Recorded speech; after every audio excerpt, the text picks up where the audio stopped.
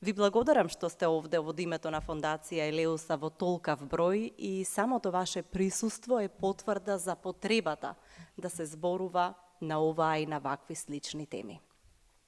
Добра вечер и за нашите вечерашни говорници, доктор Билјана Ризанковска-Ефтимова, специјалист психијатар, професор доктор Ристо Солунчев, професор на Филозофскиот факултет во Скопје, и викарниот епископ господин Јаков Стобиски. Пред да започнам со овој воведен дел, сакам да споделам една случка која што ми остави силен впечаток. Пред само неколку часа, кога ги прегледував последните случувања за денеска, излегоа неколку извештаи за последователните лажни дојави за поставени бомби во скопските училишта. Она што беше навистина впечатливо беа стотиците коментари по тие објави кои можеа да се поделат во две групи. Оние што се шегуваат со настанот, дури невкусно ги коментираат случувањата што се крајно сериозни, иако се дојавите лажни, и оние кои се загрижени поради своите деца и блиски кои учат во посочените училишта. И тука се сепнав. Колку сме ние свртени само кон себе, или колку сме оттапени на она што денеска е нечија грижа, а во моментов не допира нас, без да размислиме дека она што сега е нечив проблем, утре може да не достигне и нас. Или да разгледаме човечки, зошто она што се случува во нашето обкружување, не засега, не од некаков страв дека е можно да ни се случи, туку едноставно од една хумана побуда, дека страдањето на луѓето, на секој човек, се опасни, се лоши, а она што им се случува на децата, страдањето на детето е недозволиво. Вистина е, луѓето честопати се прогонувани од многу прашања на кои немаат одговор и исто така честопати се ставени пред многу тестови. Секој во овој живот доаѓа неискусен, неопитен и можеби затоа му се чини дека она што е негов предизвик или негов товар е поголем од другите или поголем од оној што го имале претходниците. Дури и за секое време се вели дека е посебно време, да не речам последно време. Божем, токму во овој момент се прекршува нешто. Светот оди во сосема нова насока. И можеби сме субјективни, иако се сомневам дека е така, но ова е навистина бурно и мощно неизвестно време. И се менува пред нашите очи. Ние имаме се освен време на мир или време на досада. Сомелени сме од времето кое се тркала и од нас прави плескавици. Секоја губи својата форма и физичка и духовна. Еве само еден мал пример на кој се сеќаваме сите. Ако некој ни речеше пред 5 години дека ќе седиме затворени во своите домови и ќе се плашеме едни од други, ќе ни беше смешно, а и ќе сметавме дека е невозможно да се случи такво нешто. Но ние тоа го доживеавме и преживеавме. Од тогаш научивме дека промените се случуваат многу брзо. Никој не подготвува за тоа. А ние не сме наивни, не сме од вчера. Ние сме децата на транзицијата кои учеа да живеат со многу промени и со многу неизвестности. Сепак, нашите предпоставки дека сме во време кое е неверојатно динамично и кое го менува обликот не е ново. Туку пред се живееме во време во кое технологијата го победува човекот, оној што ја создал, и тешко се следи нејзиниот развој. Во секој момент имаме нови достигнувања. Човекот има безброј можности, а сепак се чини никогаш не бил толку збунет и никогаш поосамен. Неколку месеци пред да го напишти овој свет, случајно се сретнав со доктор Методи Чепреганов и зборував за мојот страф од заборавање. Велам, докторе, неуловливо ја губам меморијата, не се сеќавам на ништо, ми исчезнуваат и неубавите работи, за кои што се вели дека оставаат многу посилна трага во меморијата на човекот. Заборавам лица, имиња, драги разговори. Мислев, тоа е што сме преуморни, сите ние сме уморни од секојдневието и дека можеби е потребен некаков стимул на мозокот. Но наместо потврда на овие претпоставки, тој се насмевна и рече: "Ништо не вие, деца мои. Вие сте бомбардирани од информации. Не сум сигурен дека човековиот мозок може да ги процесуира сите тие информации кои во секоја секунда стигнуваат до него. Телевизорот работи, автомобилот бучи, ти зборуваш на телефон, а при тоа пишуваме на компјутер, да речеме, вклучена е машината за перење алишта и шпоретот истовремено. Едноставно, ова е премногу да се апсолвира. Значи, ние сме затапени од безброј информации и на тој начин може би го уништуваме нашиот мозок. А што е со нашите емоции? Дали и нив ги обработуваме? Дали им даваме простор да поминат низ нас, да бидеме катализатор и за емоциите на нашите блиски? И ако ова е случај со нас, како е со нашите деца? Се вели дека секое дете е свој човек. Си влегуваме ли ние некогаш во тие посебности? Дали влегуваме во секој свет одделно или си живееме засебно? Заедништвото е понекогаш застрашувачка работа. Да се коегзистира со другиот, дури и со оној што ти е најблизок, најсвој, не е лесно. Во тие наши кругови ние се гледаме и ранливи, и кршливи, и срекни, и полни со елан, низата е бескрајна. Но во сите тие наши изданија, она што ние сме го прифатиле е константата, нашето присуство, дека тука сме едни за други. Еве уште една дилема околу ова, колку духовно сме присутни во нашето физичко присуство. Дали нашиот престој во домот му дава некаков импулс на нашиот партнер, на нашиот родител, на нашето дете? Ако овој современ свет го исцрпува човека до обезличување, дали тој има време да се преиспитува? И не само време, и енергија, и можности. Или стануваме инертни и гледаме како не носат струите. Вечерашнава трибина, почитувани, е обид да поразговараме за многу важни прашања и затоа сакам заедно овде да ги слушнеме нашите говорници, да ги согледаме фактите, но и да дадеме размислувања за искушенијата на времето во кое живееме. Но пред да им го дадеме тој простор на нашите говорници, сакам да ве замолам за мало внимание, да погледнеме едно кусо видео кое ни прикажува само еден мал дел од активностите на Фондација Елеуса, бидејќи сепак тие се главните виновници, да речам во наводници, зошто сме вечерва собрани заедно. Молам ако може да се пушти тоа кратко видео.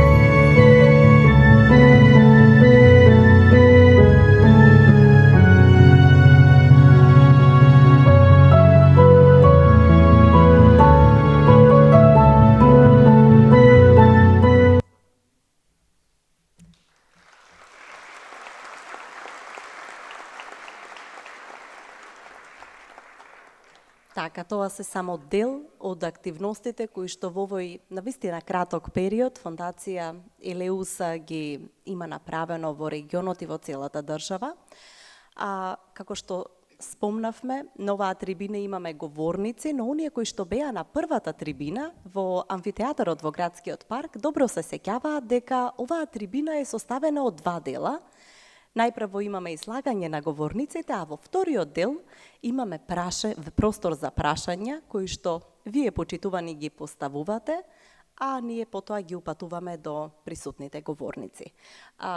Волонтерите на Фондација Елеуса се овде меѓу вас и ќе остават празни ливчиња и пенкало за да се запише она што како прашање сакате да го поставите, а потоа и ќе ги слушнеме прашањата кои што вие ги имате до нашите говорници, значи, но тоа ќе биде во вториот дел. Темата разбуди се, современи искушенија како предизвици за духовно будење на личноста, односно родовата идеологија. Ја започнуваме со доктор Билјана Ризанковска-Ефтимова, која што е специјалист психијатар, па и оставаме простор за незиното вечерешно излагање. Доктор, ке повелете. Ви благодарам на најавата. Добро вечер, Струмица. Мило ми е што ве гледам во олку голем број. Морам да кажам дека мојата професионална кариера започна токму овде, во Струмица, а љубовта кон менталното здравје на децата и младите сега ме однесе на едно друго место, односно во Заводот за ментално здравје за деца и младинци во Скопје, каде што секојдневно пробувам да им излезам во пресред на младите родители, на нивните деца, на адолесцентите и сите оние кои што имаат помош заедно со тимовите кои што работат со мене. Се радувам дека има многу млади луѓе овде, се радувам дека има и млади родители кои што особено треба да слушнат и ова што го направи Сузана како вовед, колку сме ние присутни со нашето физичко присуство во емоционалниот дел, со нашите деца, со нашите блиски, со нашите партнери. Морам да напоменам дека модерното живење носи со себе нови предизвици. Живееме сите ние во свет на брз технолошки напредок, достапност до информации и насилство, поради кое што притисоците секојдневно се поголеми. Уште од најмала возраст, самите ние им овозможуваме на нашите деца пристап преку електронските уреди до бројни различни содржини, без притоа да има регулатор за истото, односно што може да гледаат, што смеат да гледаат, што е добро за нивниот развој да гледаат. Времето кое нашите генерации го поминувавме надвор, во игра, во дружба, во џагор и смеа, денес, за жал, нашите деца го поминуваат дома, играјки и забавувајќи се преку интернет. Ова особено дојде во израз последниве 2,5 години, односно со почетокот на ковид пандемијата, кога во интерес на сопственото здравје, во интерес на здравјето на своите најблиски, децата беа приморани дури и образовниот процес да го следат од дома. На овој начин, уште повеќе се изолираа од контактите во живо со своите врсници. Овде морам да напоменам дека од моето искуство работејќи со школски деца, некои од нив многу полесно комуницираа преку социјалните мрежи, најдоа своји врсници од целиот свет кои што можеа да ги разберат нивните потреби, да ги сватат нивните ставови и да ги поддржат. Тие велеа: виртуелно се чувствуваме поопуштено да споделиме дури и дел од својата приватност. Од друга страна, родителите презафатени со сите предизвици на секојдневниот живот, често се случува да немаат увид што гледаат нивните деца, со кого комуницираат, што споделуваат, колку од својата приватност ја споделуваат на социјалните мрежи и како тоа ќе се одрази понатаму во нивното секојдневно функционирање. Морам да напоменам дека апсолутно е непотребно однаметнување на ставови. Меѓутоа, процесот на воспитување е тежок и долг. Љубовта, особено родителската љубов, е безгранична. Таа е бескрајна, но не значи дека децата треба да растат без да знаат за граници.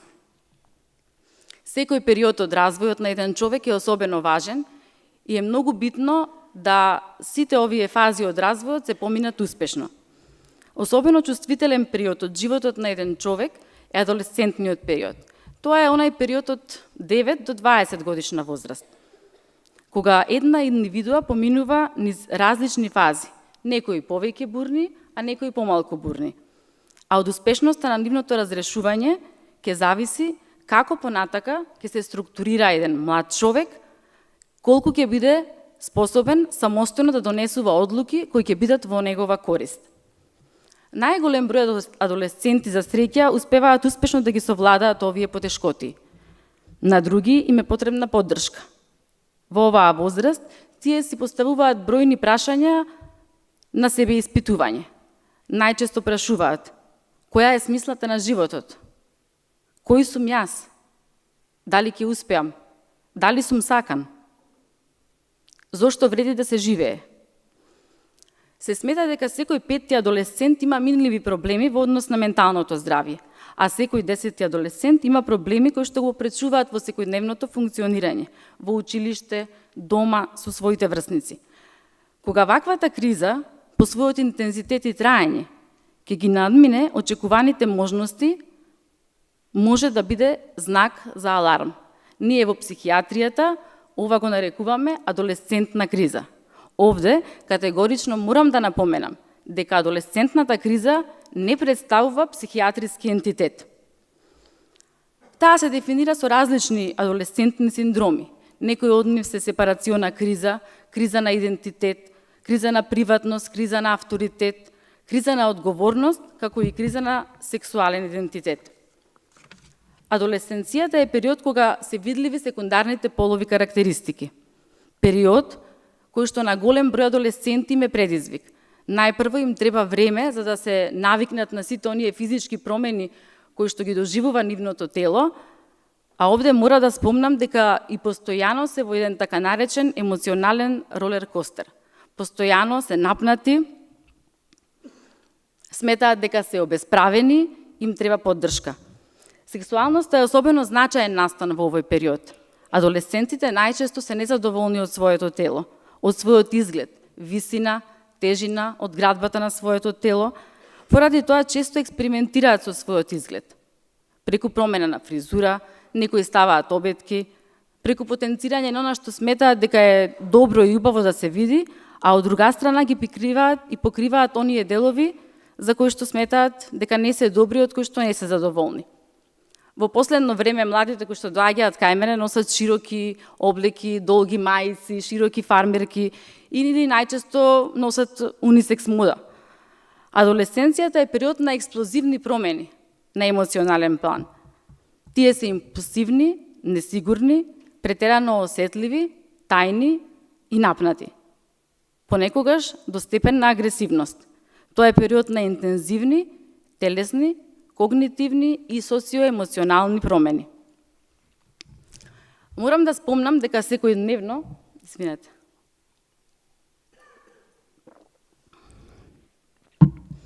се среќавам со голем број на млади и со она што ги мачи. Особено сум благодарна од оваа можност, бидејќи и јас, а и тие учиме едни од други.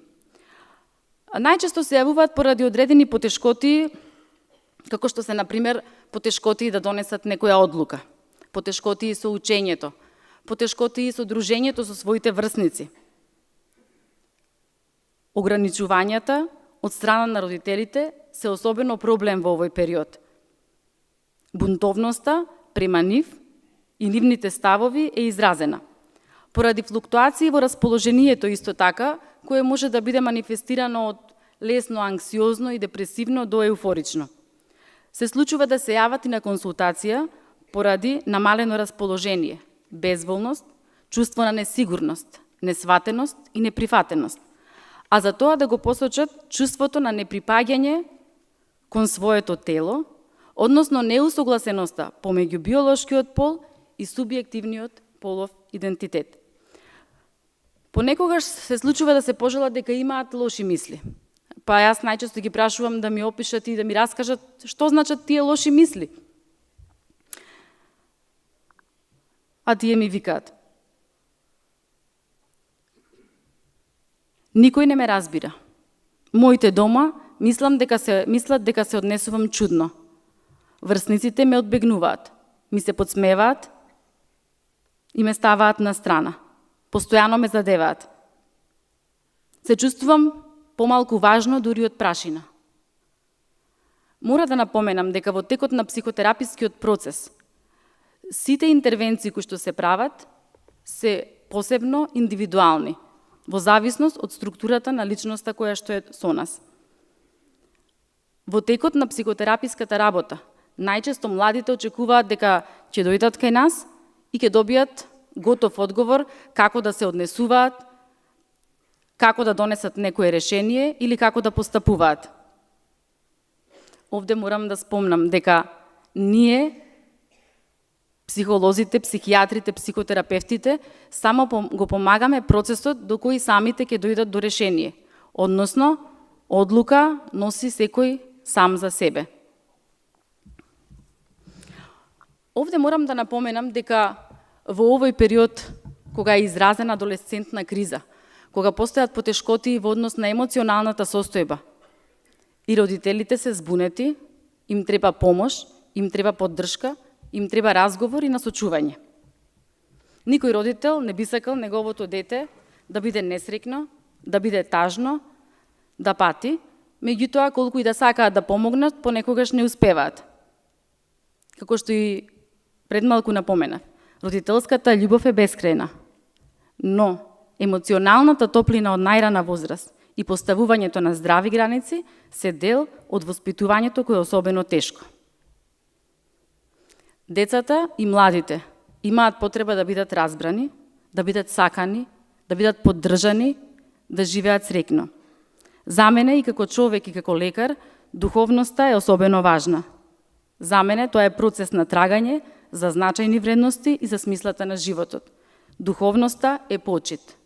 Духовноста е љубов, прифатеност, поддршка и надеж за сите нас и нашите деца.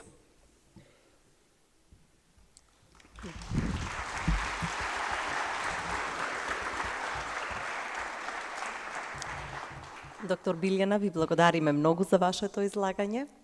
Се надевам дека она што како теза го поставувавте ќе отвори многу прашања, како што јас спомнав во секој од нас, колку ние сме присутни во своите животи, во животите на своите деца и колку се преиспитуваме за сите наши постапки, за она што ни се случува секојдневно. Ред е да отстапиме простор на професорот Ристо Солунчев, кој што ни дојде од Скопје. Само неколку минути успеа да стигне пред почетокот на оваа трибина, за што сме многу благодарни. Па, професоре, повелете, ова се вашите минути. Почитувано Владико, почитувани Струмичани, секогаш ми е драго кога сум во Струмица, прекрасен град и многу убави луѓе овде, секогаш среќавам. Обично философијата знаела да има околу себе или пежоративно значење. Ако некој премногу анализира, тогаш философира во негативна смисла, или па да ја гледаат како нешто високо и секогаш кога ќе се обрати философот да му кажат гледај, смири го јазикот, на тој начин подценувајќи ги луѓето што го слушаат. Именно дека не можат да разберат радикално мислење. Радикално мислење значи темелно мислење. Значи не е тоа негативен поим сам по себе. И сега Платон, стариот антички философ грчки, вели едно општество живее повиш политички и духовен живот само ако знае да ги одредува, да ги одвојува суштинските работи од несуштинските. Јас дојдов денеска од еден симпозиум во Ману, за кој што зборувавме за Мисирков и Конески, и траењето и настанокот и потрагата на македонците по нивниот историски лик, автентичен. Она ново што можеме да му го дадеме на светот. И се обидувам да ја сватам, нели, оваа, тие не сака да се нарекува родова идеологија, еве дури да прифатам некаков нивни само именување као некаков еуфемизам, да кажеме родова нарација или родов наратив или родова стратегија. Значи, мораме контекстот да го сватиме на македонците. Значи, тргам од перспектива и јас се ставам таму. Значи, ние сме една неверојатно историски измрцварена заедница и имаме неверојатни носења од минатото на една робска свест и главно таква робска заедница произведува епигони и препишувачи. Значи, луѓе кои што поради робството ги мразат условите во кои што се ставени и при тоа не се обвинуваат себе, туку го обвинуваат народот во кој што се родиле. Значи, главно сите кои што ја прифаќаат во Македонија оваа родова стратегија имаат неверојатна омраза кон овој народ и воопшто кон земјата на кој што припаѓаат и главно одат на запад и препишуваат. Нема ништо автентично во нивната мисла. Значи, јас не можам стручно да зборам, но на крајот од крштот кај нив нема ни една стручна расправа. Таму нема психијатри, медицинари, таму има само книжевници, луѓе дипломирани по родови студии, што и тоа да значи, некои пропаднати философи кои што се занимаваат со анусоцентрични, фалусоцентрични, кефалоцентрични, не знам ни какви стратегии и символи. И затоа моето ниво на критика, не знам ни дали да критикам, просто ми е под секој ниво, затоа и не сум зборал вака, ептен го сакам владиката Јаков, имам почит за него, па ајде дојде да зборам и сега се мислам како да го направам тоа и велам, па добро, ајде им помогнам на овие луѓе од родовата стратегија, малку логички да им кажам каде имаат проблем јазички, таму има многу проблеми, но немам време толку да исследувам, веројатно може да серија еден семестар на логички грешки, било која книга да ја земето, таму е изобилува со логички грешки, укината политичка динамика и идеологија, врска нема тоа со никакво политичко действување. Тоа е само една досадна фикција. И ништо повеќе од тоа. Нема ништо стручно таму, реално. И ништо автентично.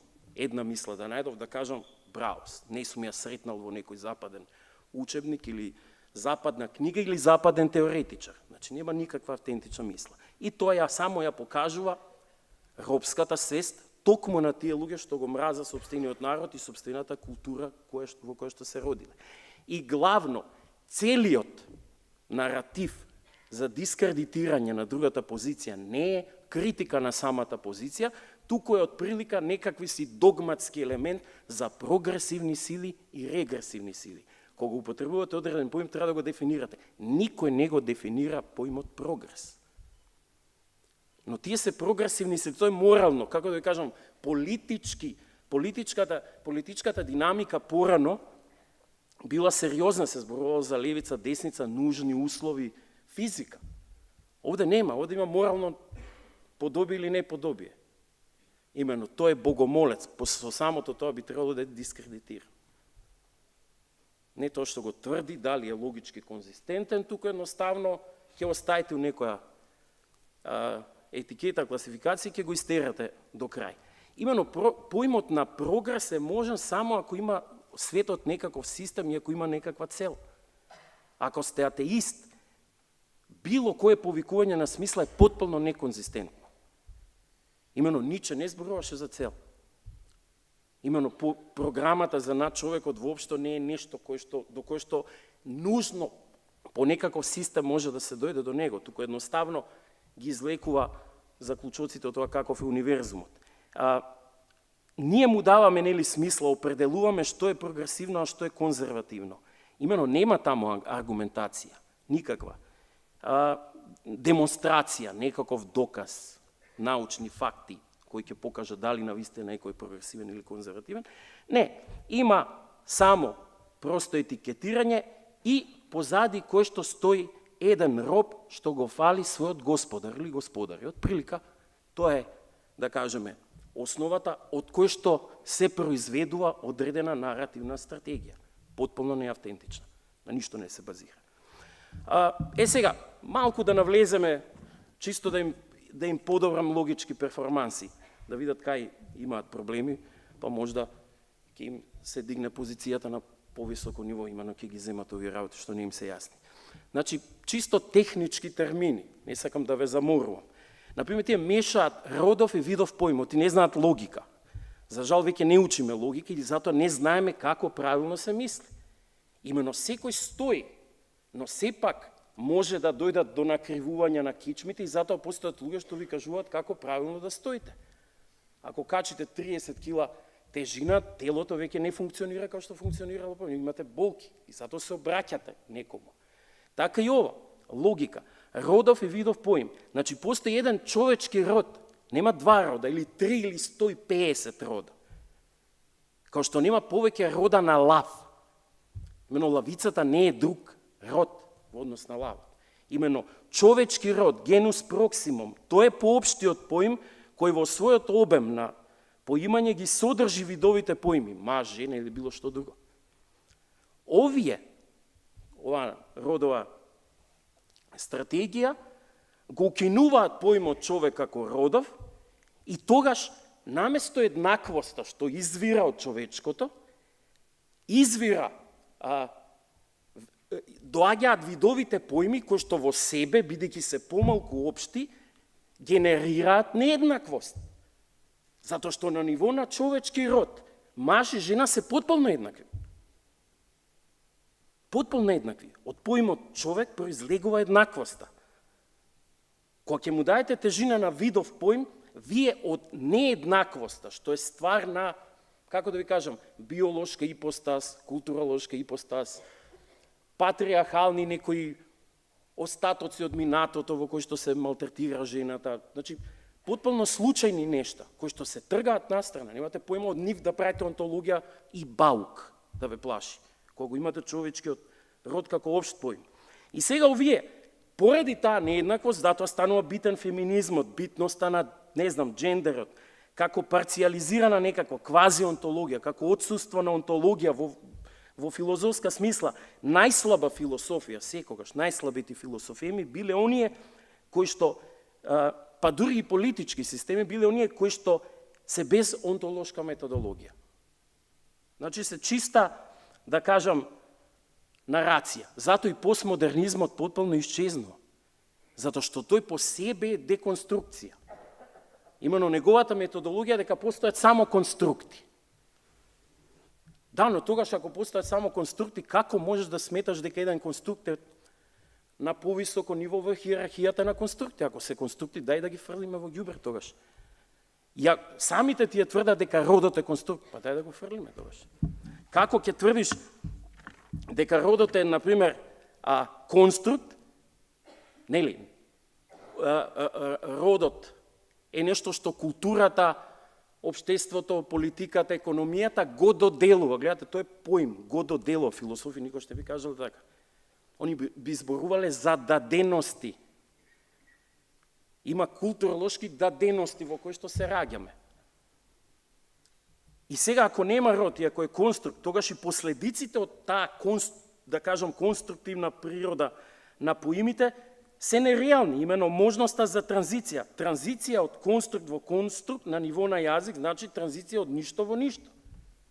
Од каде тогаш она што треба да се деконструира од позиција на таа, гледате колку се, тоа е стравична противречност. Значи, наеднаш она што го деконструираш, против кое се бориш, станува најбитното. Те определува, без него не постои дури ни таа, да кажам, просторно што ја имаат како некој индивидуа, демек. Ја зимаш, окей, автентична, ја гледаш пред себе, дури ни тоа не постои. Значи, како тврдиш дека се е на ниво на јазик, ти тврдиш дека е конструкт. Тие видови поими, маж и жена. И кога гледаш дека нешто конструкт, треба да се деконструира, али кога ќе го деконструираш, кој е поентата да правиш нов конструкт? Кој што би бил подобар од оној претходниот? Немаш никаква потреба тоа да го правиш. Немаш никаква валидност, немаш основа зашто тоа би го правил. Значи, тоа е една јазичка какофонија, ако искористам еден повулгарен збор скопски, нели? Тоа е некој квази академско просеравање. Нема друг израз за тоа. Просто немам подобар израз од тоа.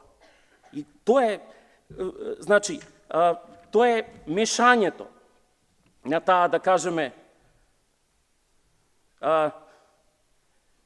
значи, тоа што велам, не можеш да предложиш нови конструкции ако тврдиш дека се е конструкција. Како за мене, и некој само правиш политичка подвала. Потоа, други некои моменти што ги има. Например, логичка грешка. Човекот мора да го смени личниот опис за да се засака себе си. Ако не се сака себе си, па може. Океј ми е да сум машки пол, ама сакам да сум женски род. Бидејќи не го сакам родот во мене, кој патем е конструкција. Значи, патем е ништо, така? Лесно можам да го отврлам и да не ме замара воопшто, ако е конструкт. И затоа можеш да го смениш личниот опис. Одеднаш на ниво на конструкт се движиш на ниво на јазикот, на таква јазична, дискурзивна стратегија и наеднаш ти е потребно одеднаш да ја воведеш биологијата. До тогаш тврдиш, не постои биологија, се движиме на ниво на јазички конструкти, ама сега е потребно да лизнеме одеднаш во биологијата и да бараме полот, како одредена даденост, да се вподоби на конструктот. Значи, тоа се сушти противречности. Они не можат 5 минути да издржат во истата методологија. И сега, тие се сушност, за да се засакаш себе си, мораш да го смениш личниот опис. Значи, на некој начин, те инсистираат дека треба секој човек да стане некаква обична турбофолк шмизла или лигла, кој што не се сака себе си, па мора да оперира, за да се доведе себе си до тоа да се сака себе си. Имено, парадоксално, спротивно на законот на идентитетот, А еднакво на А. Тој не е само логички закон, туку е закон на природата. Но законот за гравитација е А еднакво на А. Законот на гравитација не може да биде друг закон. Да каже, ај во еден момент ќе станам закон за енергија. Тоа е А еднакво на А. Во овој случај, тие тврдат, ти си А, тоа е твојот идентитет, само ако не си А. Имено, тоа е најглупавиот од сите логички закони. А еднакво на А. Овие идат спроти тоа. Трето, немаат идеја за стратификација на битие. Мешаат нивоа на конкретум абстрактум. Личното постоење нема врска со родовата поставеност, имено еднаквоста на правата не произлегува од родовите. Значи, јас имам право на религиозна слобода не затоа што е религиозната слобода ми го дозволува тоа. Затоа што во религијата е заснувана слободата, туку затоа што сум човечко суштество. И било кој од нас, па нека и трансродово лице, неговата слобода и потврда на неговиот слободен избор, ако е над 18 години, се уште таа конвенција важи. Може нема да важи, од кај да знам, не знаме што следи во светот. Живи биле па видели, викаат србите. Дури тоа лице, апсолутното право, апсолутната слобода ја црпи од родовиот, вистинскиот родов поименуван човечко суштество, не од овие случајности, како ќе се затекнеме или ќе се конструираме. И четврто една, именно таа политичка онтологија, бидејќи се работи за политичко делување, наративна стратегија, нели, е најслаба и неучинковита, што викаат Хрвати, кога е базирана само на стратегии и наративи.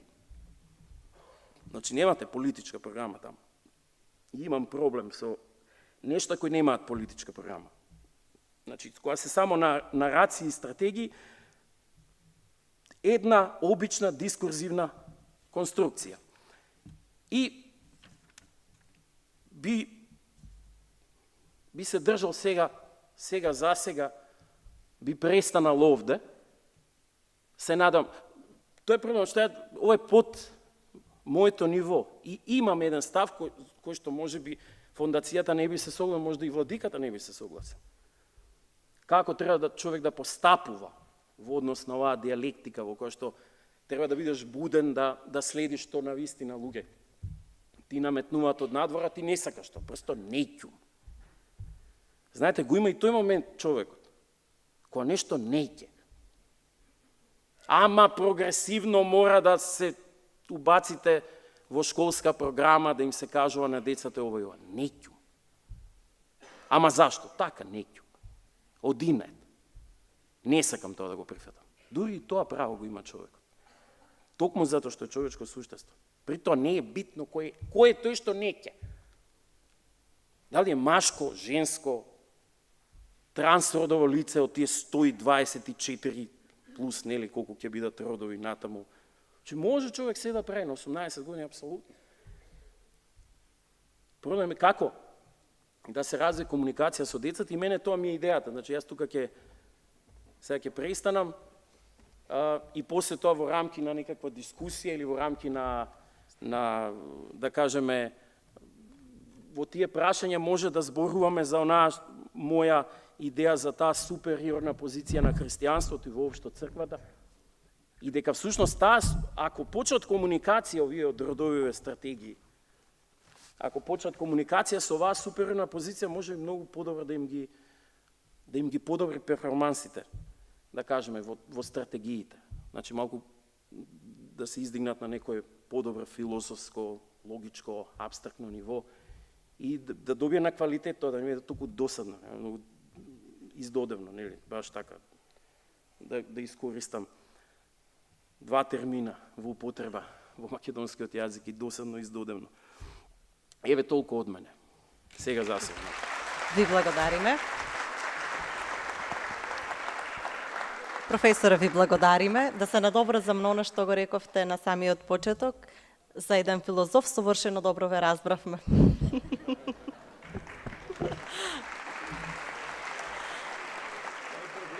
Оценува човекот сегде. Се упростува неговото ниво. Се бара да функционира во многу прости, едноставни, најрудиментирани мисловни системи и заклучоци. Мислам дека вашето излагање предизвика интерес кај присутните и дека ќе имаме дополнително ќе ве прашуваме во вториот дел. Ви благодариме многу. А сега оставаме простор на владиката, господин Јаков, за неговите така одредени 15 минути. Кога се слушнавме пред неколку часа до каде сме, нели, со подготовките, велам еве ја подготвувам концепцијата, тој веле и јас ја погледнувам мојата, но вообичаено не се држам до концептот, па верувам дека излагањата на нашите гости го повторно го предизвика за неговото вечерасно излагање и најверојатно нема да се држите, Владико, до концептот. Повелете. Благодарам. Не знам од каде да почнем. Просто, еве, поприлично зборуваше професорот за абсурдот. И тоа нарече стратегија, еве, тој збор не го сакат, идеологија. Јас сакам да го користам, заради тоа што тотално научно, невтемелена хипотеза, тоталитаристички ја наметнуваш на една заедница, а целата е испреплетена, или подобро кажано, ја е содржана од полувистини, невистини. Тоа не е ништо друго, туку идеологија. Како и сите други идеологии, кои што секогаш се наметнувале со диктатура.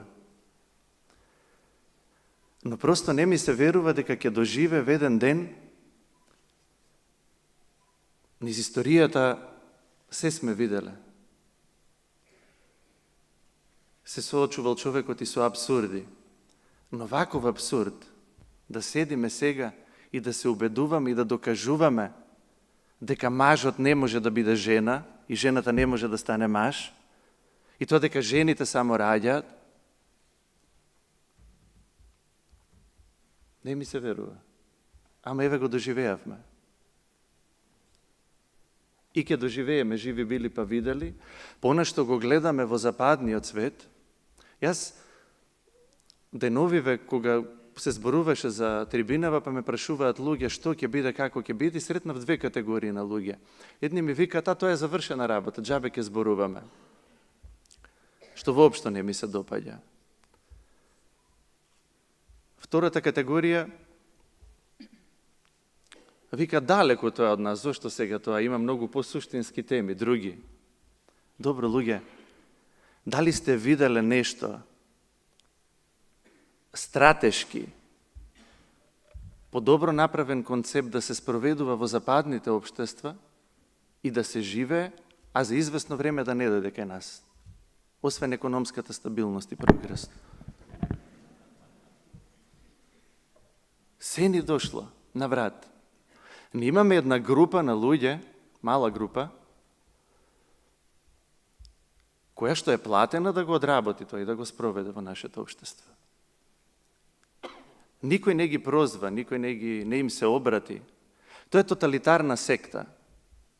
Самата најава за трибината предизвика говор на омраза. Нешто против што тие се борат во нашето општество. Знаете. Како со говор на омраза да го спречат нашето неприкосновено право на слобода на говор и на мислење. Но така делуваат. Тоа се нивните принципи, тоа е нивната стратегија. Не знаат, не умеат поинаку.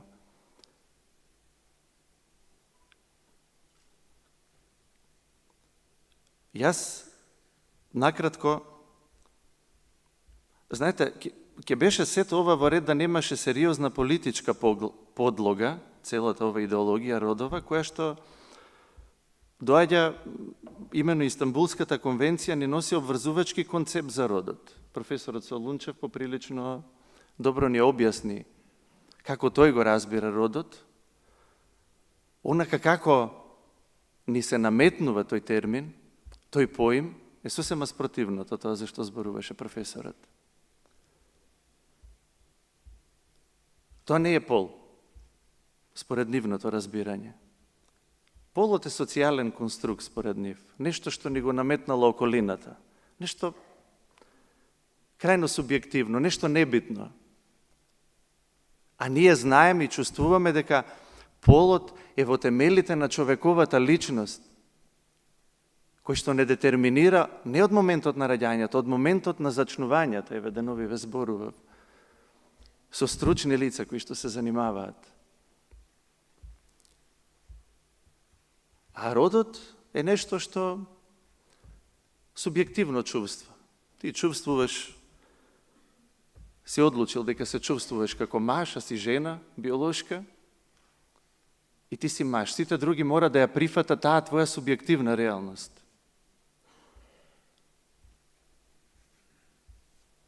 Па се е добро додека тоа значи родот. Но имате и неутрални родови. Родот е, според толкувањето и разбирањето на ова идеологија, е флуиден. И ти можеш од сабајле да бидеш жена, навечер да бидеш маж, сабајлето да се разбудиш како ниту едното, ниту другото. И вие сте обврзани тоа да го почитувате и да се смешкате на тоа. И да кажете дека е норма, оти инсистира да стане норма. И оние кои што ќе се разбудат, а ги содржат и двата рода, според нивната теорија, мора да им се обраќате личната заменка да биде во множина, со тие, деј, зеј и еден куп, цела плејада од такви поими. И ако сте универзитетски професор, имате таков студент, летате од факултетот. Заради тоа што сте ги повредиле чувствата на таа транс особа. Само заради тоа што живеете во реалност и гледате дека пред вас стои една личност, една индивидуа, не можете да се обратите во множина. Тоа се законите на граматиката, на сето она, на елементарното знаење што сме го стекнале во училиштето. И токму тоа инсистирање на спроведување на научно невтемелена хипотеза и идеологија. Дозволете да ви прочитам на една изјава и имено и дефиниција на тоа што значи род на една од најистакнатите нивни теоретичарки, Джудит Батлер. И она што е најспорно и она зашто сме собрани и она против што треба да се бориме е токму оваа дефиниција треба нормално прилагодена според возраста да влезе во нашиот образовен систем. Тоа е идејата, тоа е планот. Тоа е стратегијата. Родот не е ниту каузален резултат на полот, ниту пак е фиксиран како што е полот. Тоа е конструирана состојба, радикално независна од полот. Творба која слободно плови, а има за последица маж и машкост да значат како машко, така и женско тело. И жена и женственост да значат како машко, така и женско тело. Не знам дали разбравте. Јас не разбрав. Сега, они очекуваат деца од 6 годишна возраст па нагоре да го разберат ова. Да ни ја сменат реалноста според нивните субјективни чувства. Видете, да кажеме уште на почетокот. Постојат луѓе со родова дисфорија. Тоа се патолошки состојби. Докторката не зборуваше, таа се соочува секојдневно со такви луѓе и веројатно нема да го искористи тој израз патолошки состојби. Но ако нешто ги карактеризира тие луѓе, нормално не, јас можам да зборувам и од свој аспект, заради тоа што јас како духовник среќавам и примам луѓе секојдневно. И дефинитивно стојам за тоа дека тоа се луѓе што страдаат.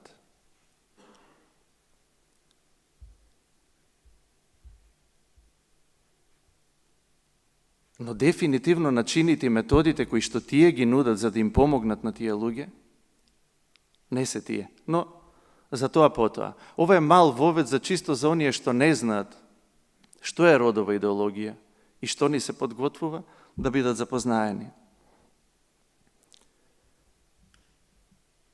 И тоа е многу важно. Тоа не засега сите нас. Не можеме да кажеме не засега. Заради тоа што спроведувањето на ова идеологија по концептот како што е спроведена во западните општества се однесува на секој еден од нас. Во сите пори на општеството. Вашите деца ќе учествуваат активно во образовниот систем кој што тие сакаат да го реформираат. Еве на сите пресови што ги одржуваат, зборуваат дека се дискриминирани по таа основа и поминува времето, подпишана е конвенцијата. Они ниедна реформа не направиле во образованието. И ги фрустрира неуспехот. Здравството, протоколите за третирање на луѓето со родова дисфорија ќе се променат. Тоа сите луѓе од фелото на доктор Билјана можат слободно да заборават на тие методи. Заради тоа што на луѓе кои што се чувствуваат дискомфорно во своето тело, односно заробени во своето тело, како што велат тие, им се нудат блокатори на пубертетот. А субстанциите кои што се даваат како блокатори се потполно истите субстанции кои што ги примаат педофилите како хемиска кастрација. Од нив се добива рак и се добиваат еден куп хронични болести. Тие зборуваат за лек, блокатор на пубертетот. Хормони и на крајот како кулминација на се доаѓа хируршката промена на полот. Јас на тоа нема да се задржам, веројатно на некои од следните трибини работилници ќе зборуваат стручни лица за тоа. Но сето тоа на децата им се нуди во учебници, дури во сликовници, за 5-6 годишна возраст. Тоа може да се види во западните земји, таа транзиција, како е девојче, како се игра со кукла, со цвеќе и сето она што е карактеристична играчка за девојчиња, па потоа се игри со камионче, со количка, па го остава камиончето и транзитира и на крај момче. Изгледа како момче. И таа сликовница кога гледа девојче на 5 години, а децата ако нешто ги карактеризира, тоа е склоноста кон фантазирање. Тие живеат во свој свет. Тие поинаку го доживуваат светот. И токму тоа девојче, тоа го гледа во еден документарец, се враќа дома истравматизирано и плаче. Зошто плачеш, го прашуваат родителите? Па страв ми е да не стана машко.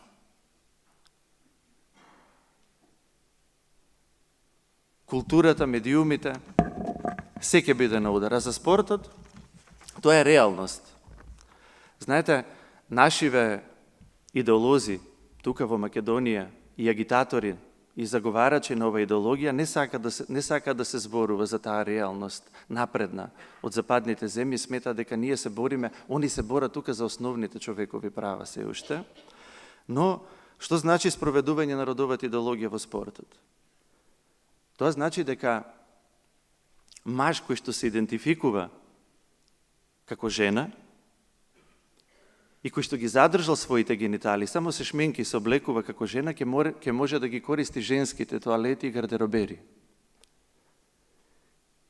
И со вашата сопруга, и со вашето дете, девојче, кога оди во тоалет, едноставно може слободно да влезе маж, кој што е облечен како жена, и никој нема да смее да му каже ништо за тоа. Луѓе се судени за говор на одмраза и за дискриминација, за хомофобија, кои што замолиле такви особи да излезат од тоалетите. Тоа е реалноста на западниот свет. На Шведска, на Норвешка, на Америка.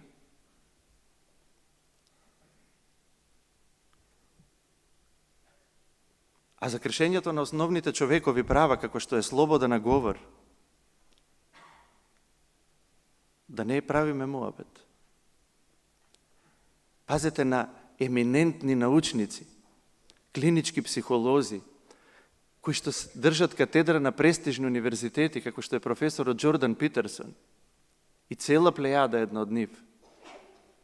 Тие се подвргнати на таков линч, на таква нетолеранција и нетрпеливост, тоа е просто неверојатно. Тоа е тоа што ме загрижува.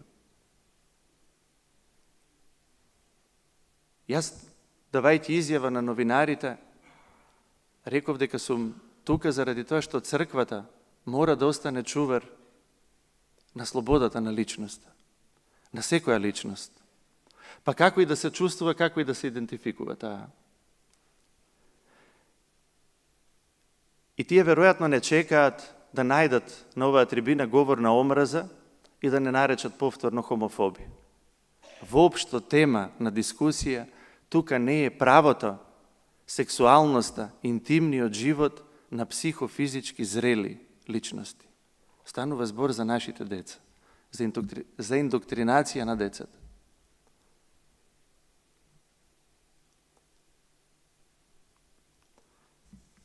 И знаете, изгледа сето розево. Целата ова идеологија изгледа розева, заради тоа што секогаш ни се сервира под плаштот на родова еднаквост, на борба за човекови права, ни се сервира под плаштот на заштита на жртвите на семено насилство, пред се на жените, а токму ова идеологија носи насилство врз жените. Што се случува во спортот? Маж кој што поминал низ неколку неделна хормонска транзиција или терапија, може да се надпреварува во сите категории на женските спортови. Има еден Фелон Фокс во разни категории на боречки вештини го претепа светскиот шампион, жена. Што се изфрустрирани, неуспешни мажи и едноставно фрустрација да се најде во ринг со вистински маж, па прима хормонска терапија и оди натепува жена само заради тоа што вели дека се чувствува како жена. Тоа е реалноста на родовата идеологија. Упростено и едноставно кажано. И тоа е реалноста која што ќе дојде кај нас ако покажеме и најмала доза на толерантност и на разбирање и на прифаќање. Воопшто не станува збор за правата на жените. Ако некој е дискриминиран со родовата идеологија, тоа е жената. Одземено е неприкосновеното право. Ви видите, има еден новинар кој што направи документарец What is a woman, што е жена. Тие не сака да изговора дефиницијата што е жена. Упорно ја прескокнуваат темата за мајчинство. Оти тоа е една од многуте препреки на патот да се дефинираат и да се доживеат себе си како жени, транс мажите.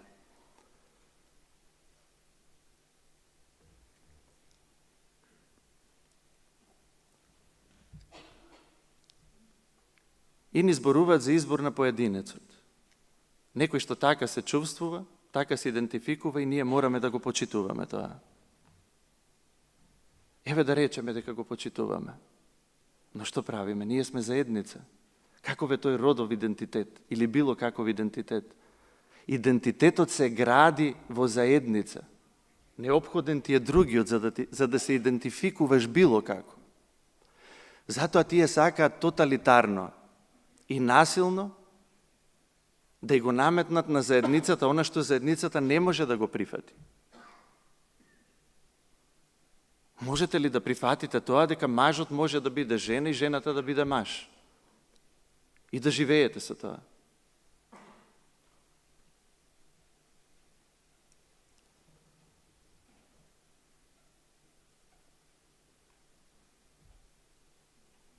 Професорот кажа кое е неговото мислење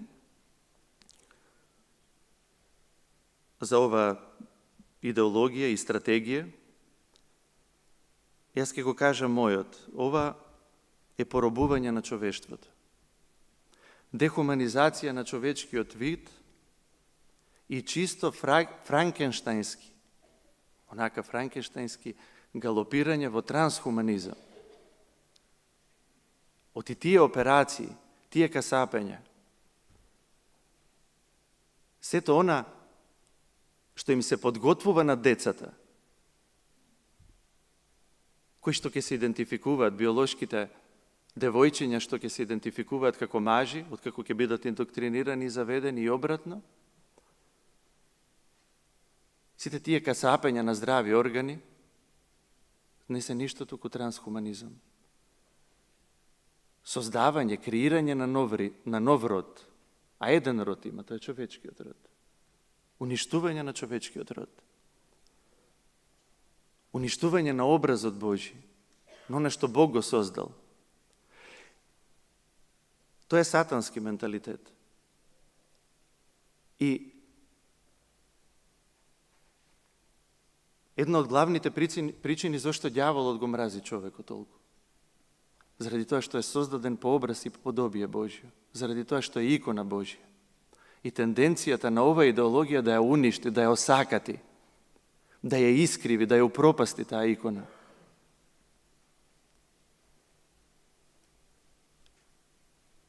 И прилично успеваат во тоа.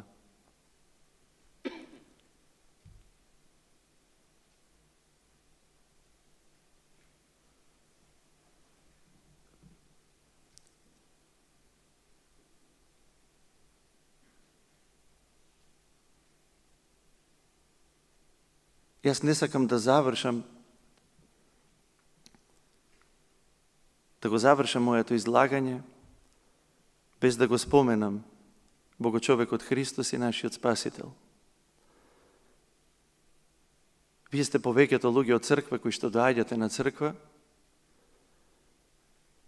и додека размислував што да ви кажам, со професорот Солунчев пред некоја вечер зборувавме и се прашувавме како би постапил Христос и како би се однесувал Христос да дојде на земјата во наше време.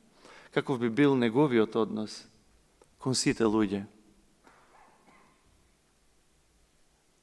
Христос, неговиот однос, Христос ни е критериум нам за се.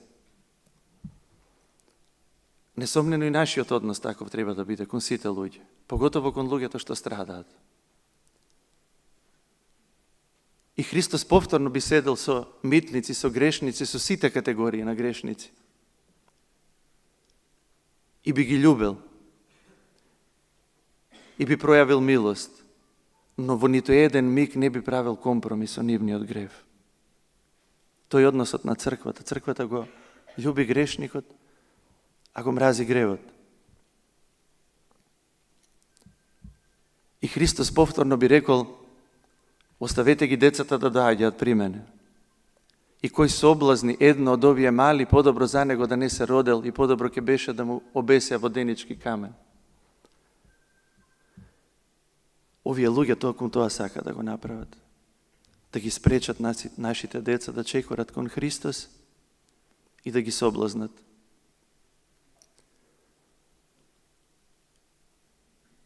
Насловот на оваа трибина е разбуди се токму аналогно и како контраст на она нивно воук, на она нивна идеологија. На оној бунт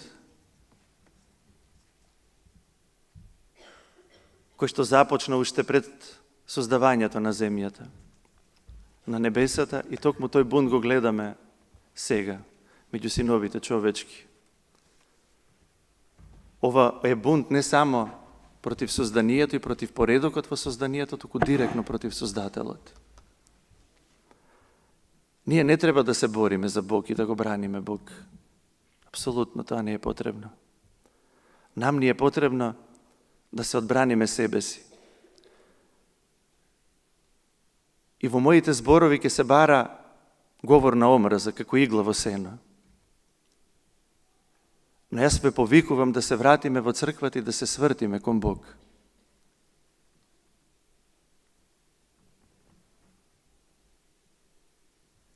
Единствено така ќе се одбраниме од злото во кое што лежи и се улулкало овој свет.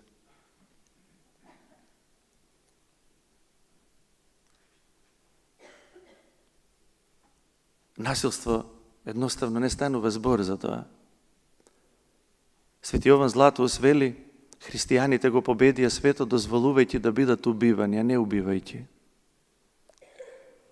И да стануваше збор за нас, ќе беше едноставно. Но станува збор за нашите деца. Ви благодарам за вниманието.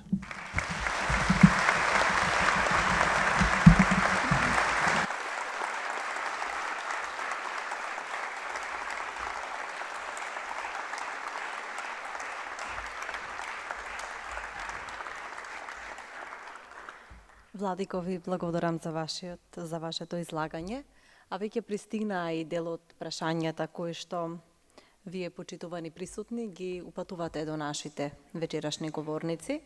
Јас предлагам, доколку се согласувате, да преминеме на прашањата во интерес на времето. Има неколку прашања кои што може да ги одговараат тројцата говорници, некои се конкретно упатени до поедини од нашите гости. Еве првото прашање: како човек кој е во некој вид на депресија, да го засака животот, да се избори и да се отстрани од лошите мисли? Доктор, ки повелете. Вака, депресивната состојба е една особено тешка состојба за разбирање пред се од другите, затоа што се уште состојбите психијатриски се стигматизирани и многу тешко може да ги разберат другите, бидејќи за разлика од другите состојби во медицината немаат видливи рани, немаат видливи промени на телото на човекот. Меѓутоа, психичката состојба е онаа која што ја загрижува, безволноста, немањето желба за извршување на дотогаш омилените активности, несоницата, немањето идеја што понатака и како е особено тешко. И процесот на лекување е особено долг. Кога станува збор за депресивни состојби кај деца и млади, морам да нагласам дека овде, за разлика од депресивните состојби кај возрастни, кои што се потиштени и кои што се повлечени со намалена енергија, кај децата и младите, ваквите состојби се манифестираат со едно агресивно однесување. Кога работиме со деца, секогаш најпрво почнуваме со психотераписки третман, доколку оваа состојба не трае премногу долго и него намалува функционирањето на младиот човек во секојдневните животни активности. Различен е пристапот за секој човек. Различно е она за што секој човек, секоја индивидуа може да се фати и да тргне напред. Навистина треба време, треба трпение и треба поддршка. Ви благодарам. Се надевам дека сте задоволни од одговорот. Следното прашање или коментар вели: ова е прв обид во Македонија да се каже јавно не. Дали со овој настан почнува бунт кој досега требаше да се случи? Повелете, професор, вие ако може.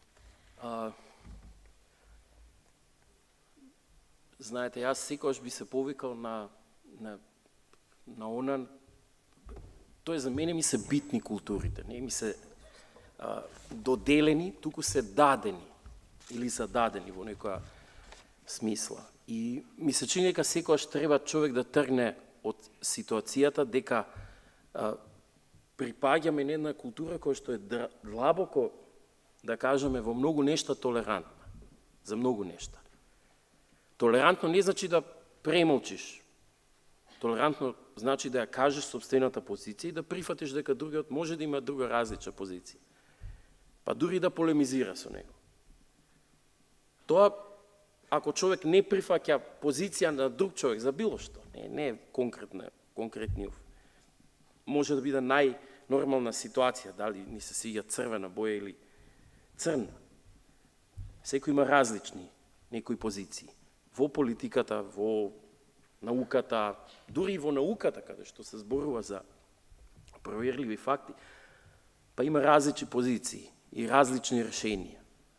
Значи, мене ми идејата дека што би можело да направи, бидејќи главно оваа трибина се организира во некаков контекст на црквата. Ми се чини дека секојаш треба да го задржиме она православна боја на христијанството што ја има.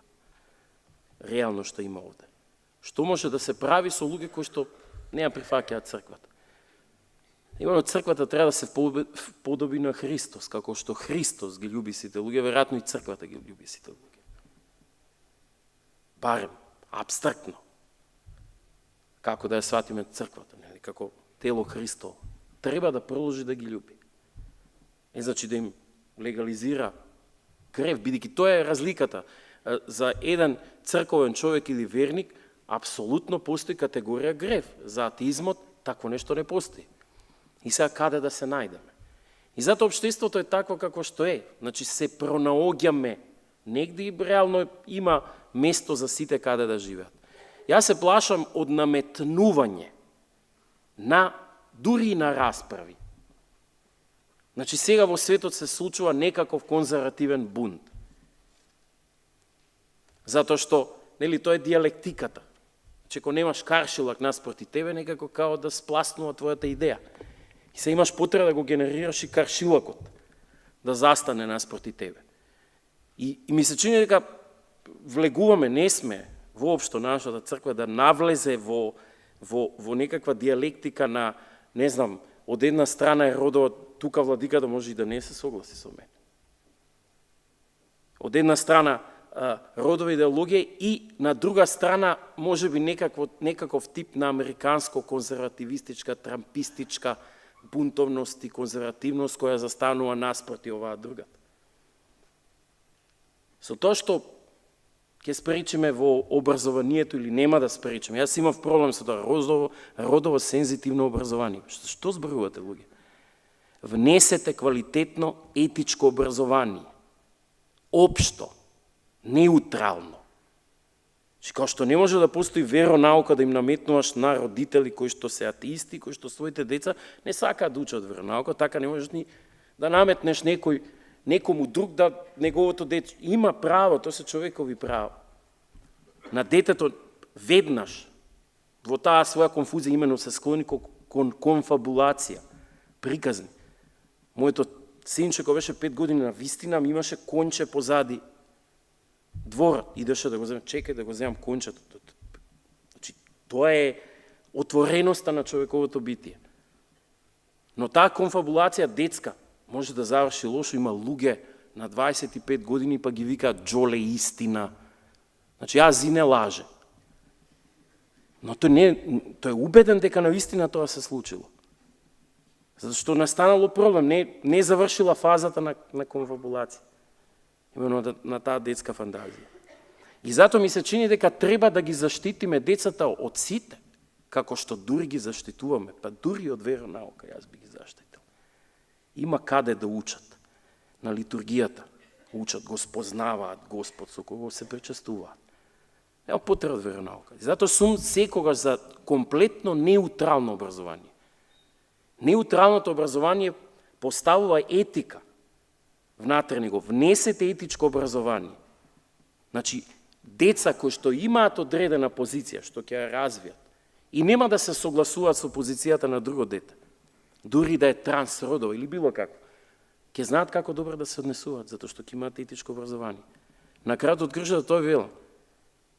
Значи, не знам што би можело да се случи. Јас сум спремен дури, но само стручњаци да го решат тоа.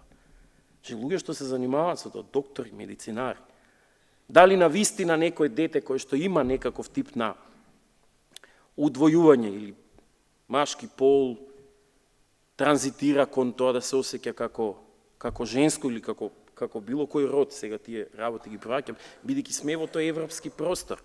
Сепак не сме некоја православна џамахирија, нели? Не постои такво нешто, никога што црквата измина историски пат, овие се тоталитарци, овие дури да имало тоталитарни тенденции црквата, па дури и на истокот знаела да биде. Во однос на ереста, некои од нашите светители знаеле да бидат жестоки момци. Едноставно храбро, жестоко да ги бранат своите позиции. Но црквата изминала пат. Таа не го конзервира минатото, ја конзервира иднината. Тоа стално го забораваме. Христос не е лик на минатото, Христос е лик на целиот универзум, во целото свое време и главно лик на иднината, што ќе определи иднината. И од таа позиција, ја не мислам дека треба ние да се бунтуваме против ова, во онаа насока да ствараме некаков анимозитет. Очигледно некој човек може да има проблем и некој дете може да има проблем. И треба да се спречи било каков тип на дискриминација, затоа што нашата позиција христијанска на црквата е многу посупериорна, затоа што таа трга од еднаквоста и од залогот на личноста во секој човек. Слободата. Да се развие како човек и навистина да определи, ако не сака да живее во црква и ако сака да држи сосема друга позиција, да бидеме апсолутно толерантни и апсолутно државата да спречи било каков вид на насилство кон било кое човечко суштество, од било кој разлог и причина. Апсолутно. Нема тиранија. Значи, ние тргаме од тоа дека личноста не е биолошка, туку онтолошка категорија за самото битие. Не тие биолошки, културолошки, политички, не знам какви детерминанти што ги нарекуваат. Тие може да бидат само некаква содржина која што може личноста да ја во ипостасира на најразлични начини, но тоа е конкретна екзистенција. Владико, може би ќе се надоврзате. Да, јас би сакал на некој автентичен бунт кој што, би требало и кој што може на најавтентичен начин и согласно евангелскиот дух да го организира црквата. Тоа е автентичен живот во црквата. Живот во Христос. Оти транзицијата, да употребиме еден нивен термин, оти црквата транзитира низ овој свет, не се поистоветува со овој свет. Таа поминува, таа е во светот, но не станува и нема да стане дел од светот. Затоа ме загрижува оваа тенденција, оти оваа тенденција и црквата да се голтне, да се направи дел од светот и да ги прифати тие норми кои се онтолошки спротивни на принципите на црквата, на начинот на постоење на црквата. Но ние имаме огромна вина за што се случува. За сето зло во светот не обвинуваме никого. Ние не можеме да се групираме и со методите на овој свет да му се спротивставиме на злото на овој свет. Оти така би го умножиле. И се согласувам со професорот, апсолутно, рековте дали ќе се согласам. Ние не смееме да се претвориме и да станеме слични на било кои од силите во овој свет, било какви организации, да се поистоветиме со некакви конзервативци или со било што друго. Апсолутно. Црквата е и конзервативна и прогресивна во исто време. Црквата е конзервативна во однос на чувањето и на сведочењето на својот Христос и секогаш автентична. Црквата е прогресивна во однос на разбирањето и на прифаќањето, на разбирањето на слабостите на паднатиот човек.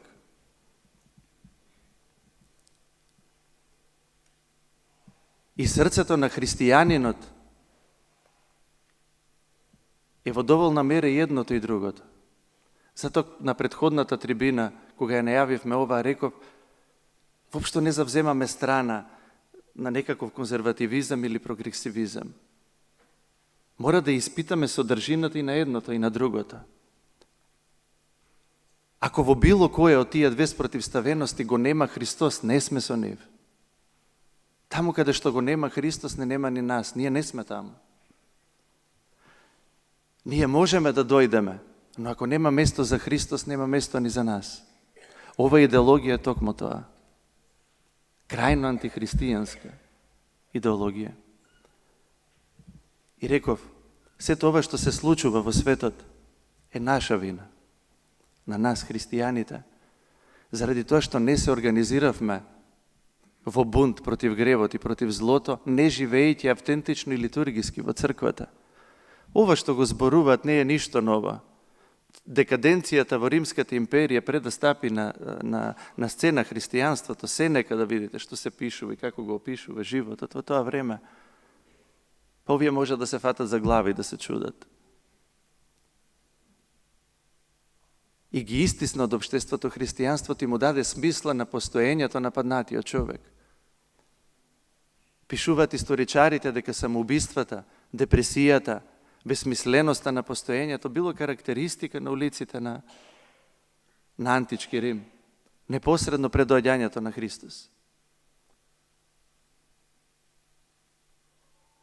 И сега што гледаме? Гледаме враќање на истиот концепт на живење. Што значи тоа? Значи дека се одрекуваме од Христос и се помалку правиме простор за Христос, не во светот. Христијанинот е секогаш, него не го опфаќа светот. Тој не е од светот, тој живее во овој свет. Но ние не живееме автентично христијански. И се додека него, затоа ве повикав да дојдете во црквата и на незината света литургија,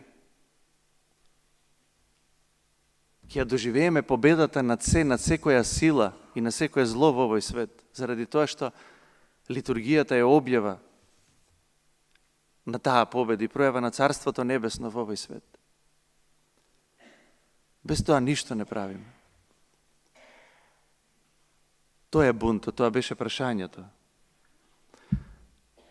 Јас никогаш нема да повикам на поинаков бунт. Никогаш нема да повикам на поинакво спротивставување на злото во овој свет, или барем, еве, оставаме простор, барем на мојата перцепција на злото и она што е по мене дефиниција за злото. А таа е секогаш евангелска. Немам друг концепт јас. Светот го гледам и себе си, се наблюдувам и се гледам и се доживувам секогаш согласно Евангелијата и согласно богочовечките критериуми во личноста Христова. Па и во Христос, овој дуализам, имаме во Христос две природи, ама имаме една личност. Тоа е најголемата тајна во човековата личност. Тајна во која што се спасува секој човек од Адам до последниот.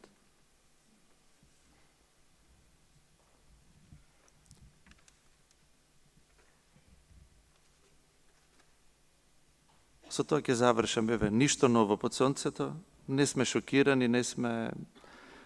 И тоа кога емотивно реагираме и изборуваме, тоа е заради тоа што ги сакаме нашите деца. А под сонцето ништо ново. Се тоа што го гледаме го видел светот и предходно, единственото ново под сонцето е Богочовекот Христос. За него да се држиме и се ќе биде во ред. Победата ни е загарантирана.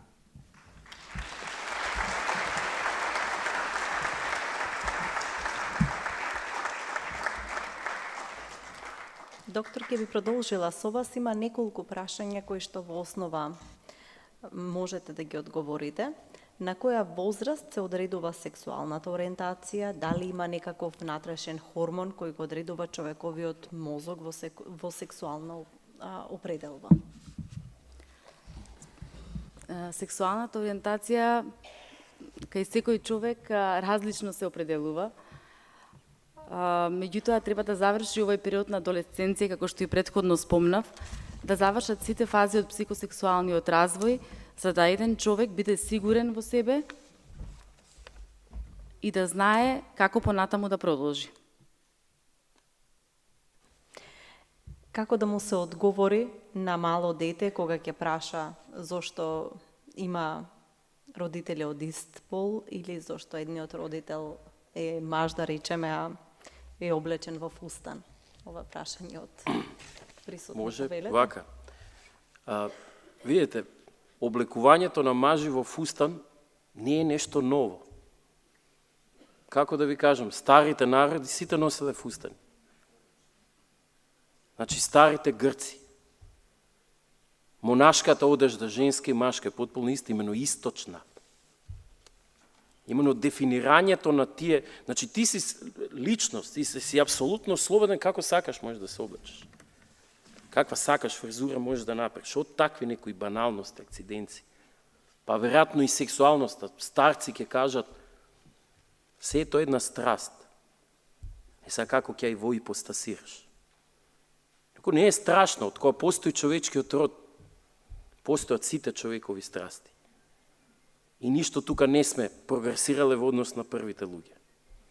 Значи, поминува се, човекот му дава форма на собствениот живот. Имено тоа е тој гениален концепт на личноста. Имено личноста е една, неделива, внатрешно нешто. Дали јас би бил истата личност ако би се родил во Норвешка, да речеме? Веројатно, на друг начин би биле воипостасирани културните, обштествени, политички дадености. Но тоа би била истата личност. И што е она што ја прави една единствена личност автентична? Дали би бил истиот, тако, например, не знам, во сообраќајка ми ги ампутираат сите екстремитети? Дали нешто би загубило од личноста? Гледате, тоа не е биолошка, не е телесна категорија, туку е баш онтолошка. И не е антропоморфна. Знаат други религии да го нападнат христијанството и особено православието, дека го компрометира со идејата за Света Тројца, но тоа не е, категоријата на личност не воопшто не е антропоморфна. Тоа е лично ипостасно постоење. И затоа човек може да апсолутно без никаков проблем да се облече како сака. Не го определува тоа. Може, децата експериментираат, велам, склони се кон вообразба, кон имагинација. А вие одма, некој дете ќе каже, се осеќам како женско, одма го носа да му шибаат инекции. Не бе, друже, остај го. Као што искушеникот се остава, нели, просто го оставаш. Значи, не му облекуваш одма манти. Остај го. Има одлука на Американската психијатриска асоциација во однос на тоа, кога ќе дојде дете со родова дисфорија, вели, психолошките третмани за потиснување или враќање на различните родови однесувања се ненаучни и неетички. Ке одговараш за неетичност. Ако доаѓа дете, оти повеќето деца, млади луѓе кои што дошле кај мене, тие детектираат проблем. Тие не се поистоветуваат со таа субјективна реалност, знаат дека нешто не е во ред и бараат помош. Но сега било кој терапевт или психијатар, ако дојде едно такво збунето дете во западните општества и му рече добро, размисли убаво, тоа е субјективно чувство, ќе помине, во пубертетот се јавуваат такви чувства, несигурност и за еден куп кризи зборуваше докторката. Да му рече почекај малку, е кривично дело. Мора само да се афирмира во тој правец. Право на инекции. Ти мора да станеш единствен лек за тебе, да ги следиш, а тие субјективни чувства. И еден документарец, главен актер во филмот е девојка што детранзитира. Имате луѓе што детранзитираат. Тоа се луѓе кои што на свој 25-6 години сватиле дека сгрешиле, дека си искасапени, заглавени цел живот на хормонска терапија. Нивната судбина е тажна. Нема ништо пострашно тоа, додека го гледав тоа плачев. Само ако таа реалност му ја освести било кој на некој од децата, што доаѓа и кажува дека се чувствува дека е заробен во погрешно тело, може да си загази човекот. И еден од тие клиники за промена на пол во Шведска, инаку во Шведска е снимен документарецот, Психијатарот вработен таму вели дека тоа е единствениот начин да им се помогне на тие личности, заради тоа што тоа е концепт во мозокот на личноста.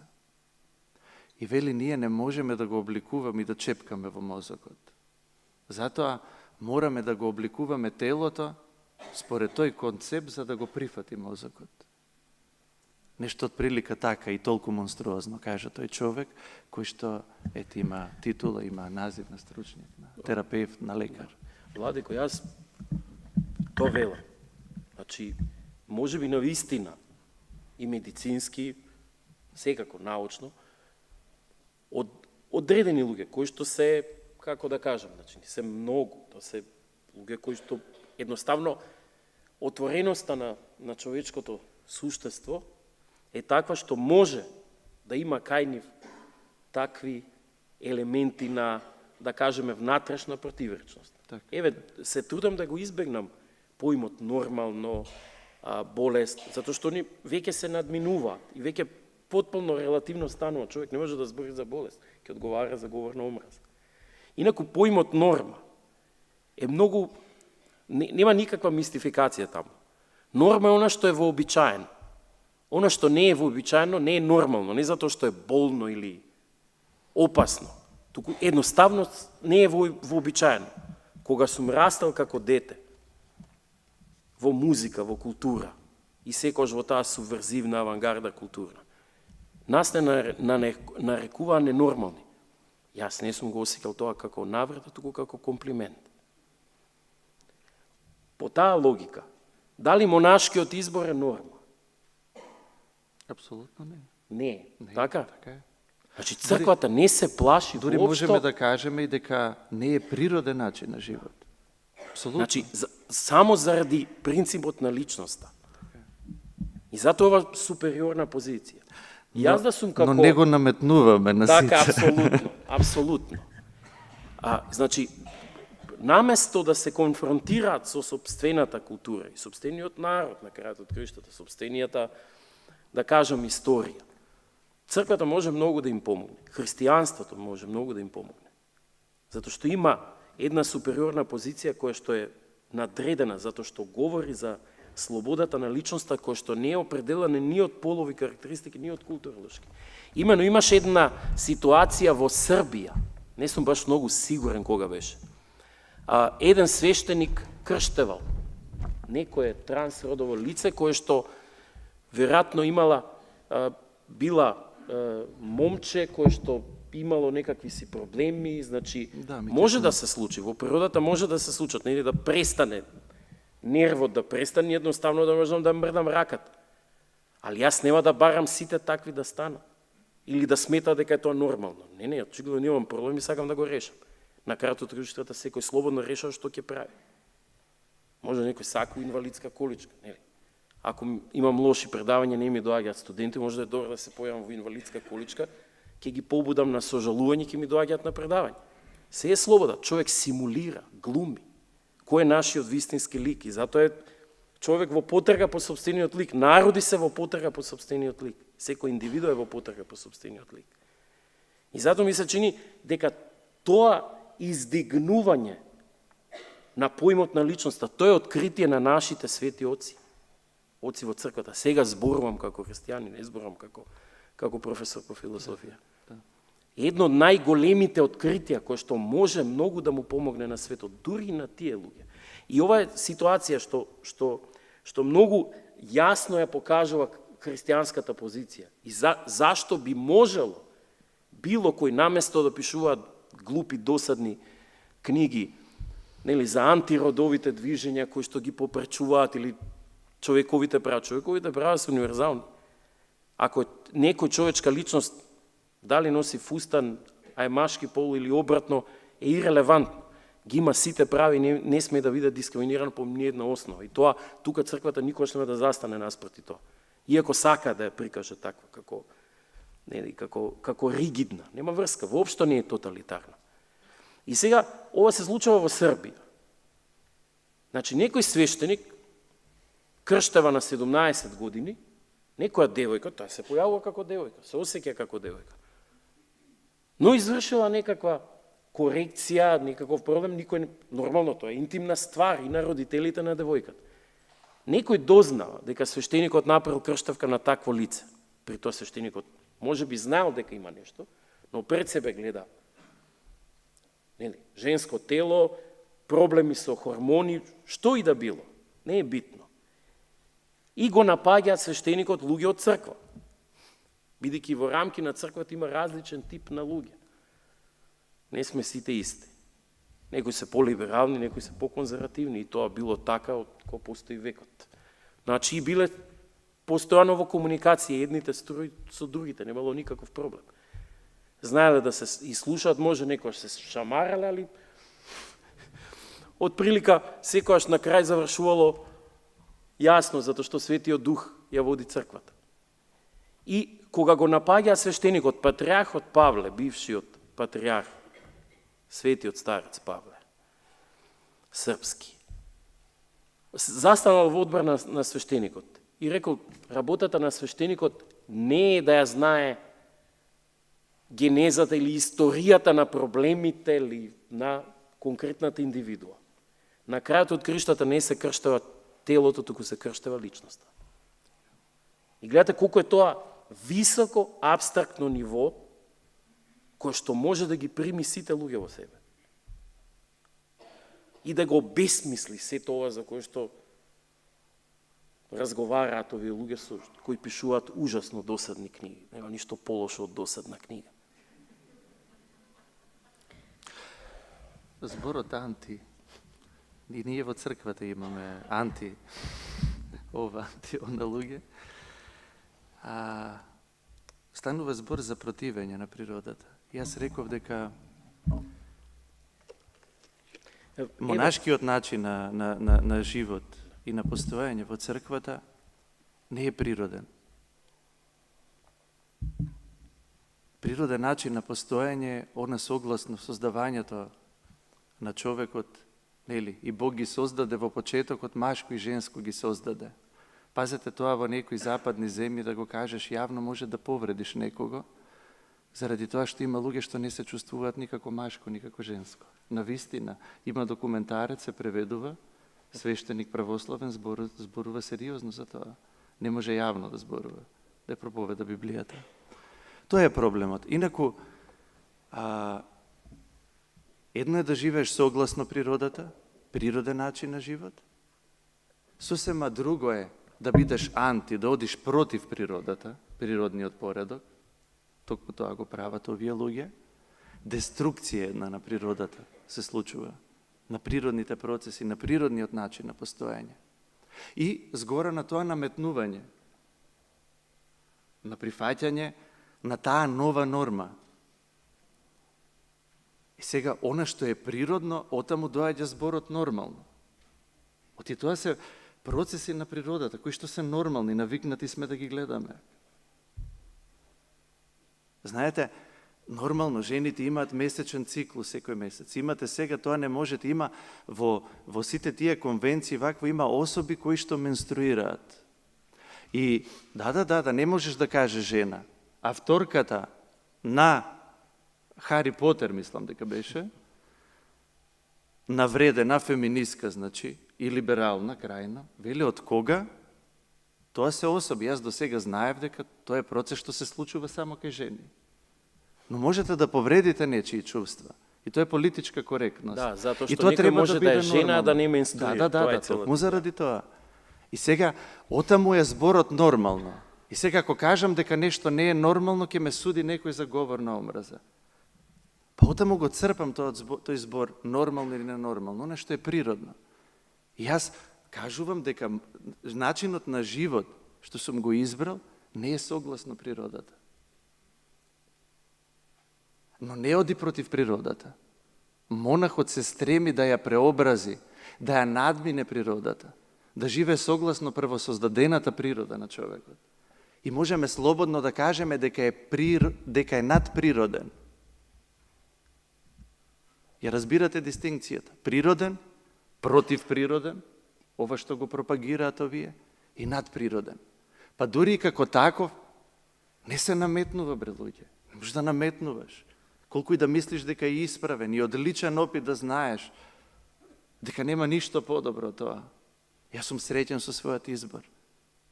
Кого малтретирам, кому сум му кажал дојди у манастир монах да бидеш. Ужас. Во однос на она го заборавивме за родител 1, родител 2. Отприлика има еден духовит комичар кој вели дали, не знам колку, 0,01% од луѓето, не знам, може да се родат со 6 прсти. И ако не направи операција, да не го исече шестиот прст, замисли да ја тужи индустријата за произведување на ракавици, било какви, медицински или за чистење, затоа што ги прави со 5 прсти, со тоа го дискриминира. Од прилика на тоа се сведува. Јас немам никаков проблем. Наместо во дневникот да пишува мајка и татко, нека бидат празни графи. Таму кај што луѓето се држат до тие категории, ќе пише мајка, татко. Таму ако има родител 1, родител 2, тогаш тоа родител 1, родител 2 нека важи само за него. Оти по таа логика би требало, поради тоа што постојат 0,01 луѓе со 6 прсти, сите ракавици да бидат направени во 6 прсти. Така. Значи, тоа се вика нормална човечка толеранција. Значи, ние тргаме од тоа. Човекот мора да тргне од тоа дека ќе сретне најразлични луѓе со најразлични позиции и светогледи. Значи, мина времињата. Значи, самиот западен свет наеднаш, кој што ја промовира таа апсолутна слобода, па дури тврди дека нема место ни за левица, ни за десница, туку станува збор за лайфстайлс. Сиромашниот и богатиот не се класи во нужноста политички. Туку се животни стилови. Сиромашниот само одбрал да биде сиромашен. Значи, воопшто не се поставува прашањето за генезата на богатството. Од феудално време, капитализам, како е сето тоа направено. Значи, окей, сега таа либерална позиција подразбира различни светогледи. Ако зборуваме на вистина само за конструкти, тогаш никој нема право еден конструкт да го наметне врз друг конструкт. Значи, може само да создаде неутрално образование, во кој што секој ќе учи факти во домен на природни науки, во домен на општествени науки и во домен на хуманистички науки, имено пред се етичко образование, кој што ги засега сите, имено се доближува до концептот за општо човечки род. Внесете етичко образование, нема да се јавуваат никакви проблеми. Ниедно дете нема да има проблем со друго дете, па какво и да е. Дури да има било какви проблеми. Ќе биде солидарно, ќе има емпатија со него. За тоа се работи.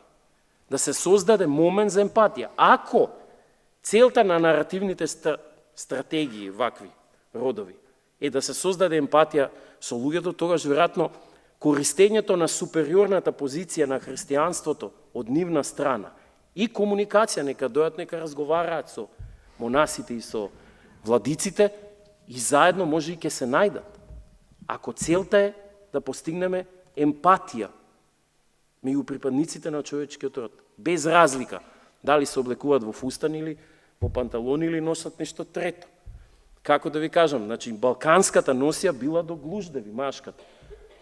Албанската носија под глуждовите останала, се кратела со текот на времето и ја знаете ајтата на македонската носија, грците. Тоа е кошула што била до доле, малте не фустан, нема никаква разлика. Значи потполно исто се облагаат луѓето на исток. Носат фустани и мажи и жени. Мислам, што лупетаат луѓето? Значи, кој збори за тоа? Значи, една човечка личност во текот на историјата пинува најразлични народи. Оние во Бразил носат танга, гаки и машки и женски. Онака. Значи, голи се. Нит носат фустани, нит носат ништо такво нема. Не ги определува. Значи, тој е човекот. И таа слобода го определува. И затоа и можеме да збориме за вакви, дека може маж да транзитира кон жена. Дури до таму, до толку сме луди. Лудо слободни. Нели, ја потврдуваме слободата што е као залог дадена од Христа, од Логосот. Да продолжиме И сега тоа е опасно. И мораме да го прифатиме тој момент. Дека има се и се што по светот. Но какво и да е, него губи својот човечки образ. И затоа ви велам, не мора црквата да легитимира ништо, нити... Значи може комотно да остане како брод што стои на пристаниште и кој што сака да влезе внатре, кормиларот е Христос. Знаете дека кој е кормиларот и знаете дека тој е единствениот брод што ќе ја преживее бурата. Али не можете никој да го натерате внатре со сила. Добро, нека влегуваат во други бродови. Но мора да продолжи да љуби црквата. Тоа е потполно безусловна љубов. И затоа што самиот Христос е неговата смрт и воскресение е залог од првиот човек до последниот човек. Скапо сме платени сите.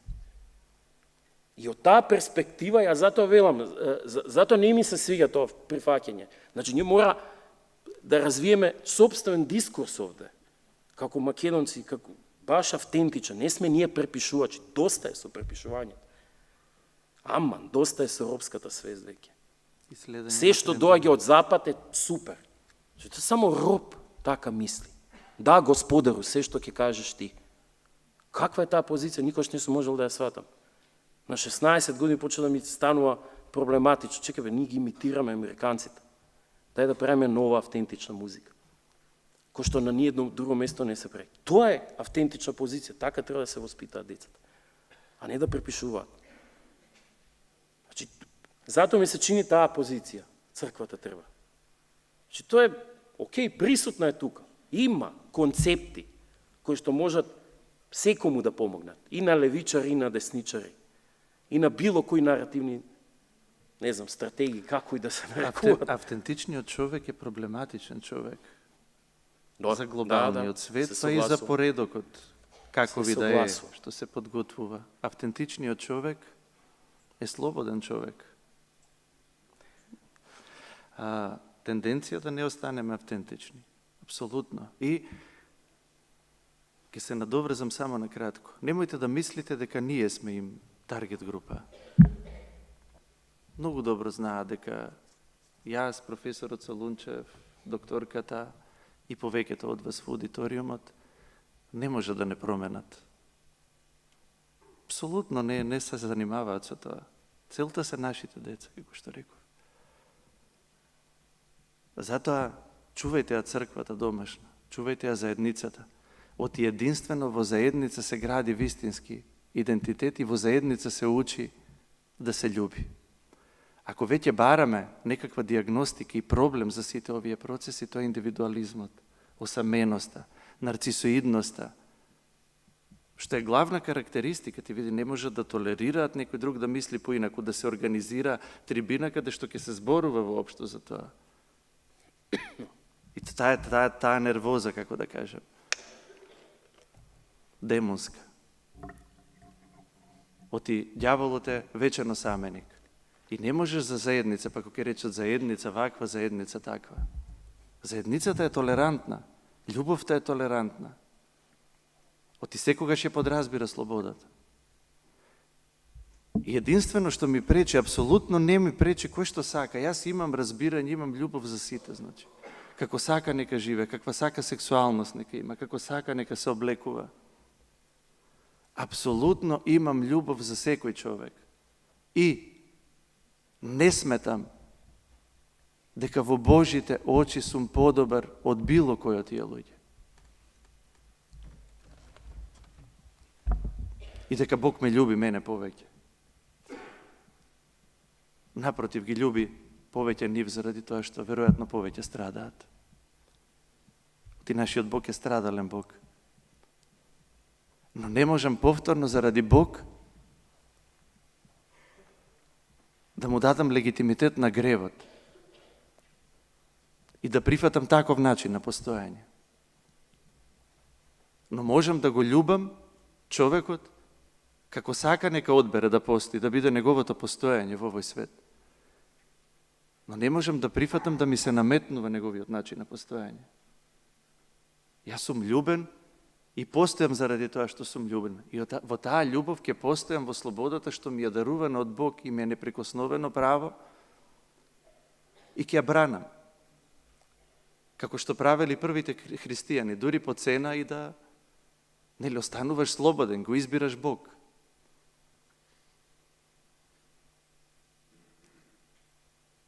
И ако реагира некој емотивно и бурно, мене ми е тоа разбирливо. Оти да ти одземе некој слободата, а тоа се случува во западниот свет. Им се одзема слободата на луѓето. Оти, која е најстрашната казна? Како ги казнува нашето општество, цивилизираното општество, па и во историјата престапниците? Ако иземеме смртната казна, за која што никогаш немало место во православната свест. Затвор. Што е затворот? Одземање на слободата. И сега треба да прифатиме да живееме во свет кој што ќе наликува на еден глобален затвор, каде што некој ќе ни диктира како ќе се однесуваме, што ќе зборуваме, како ќе се изразуваме.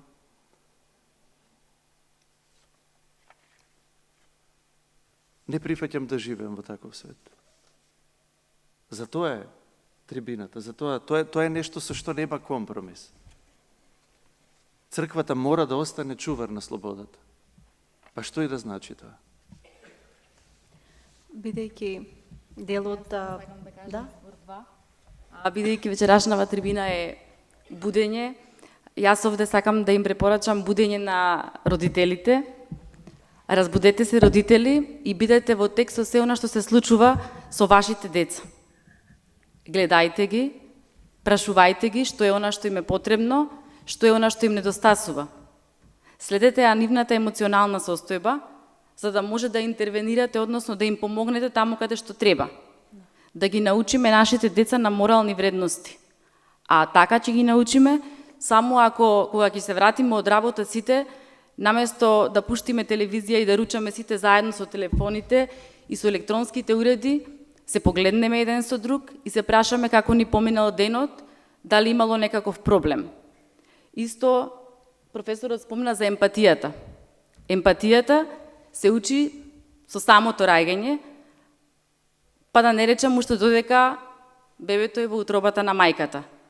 Од тоа дали е тоа бебе посакувано, дали е бременоста планирана и од вниманието, односно емоционалната топлина која што ќе му биде дадена после раѓањето.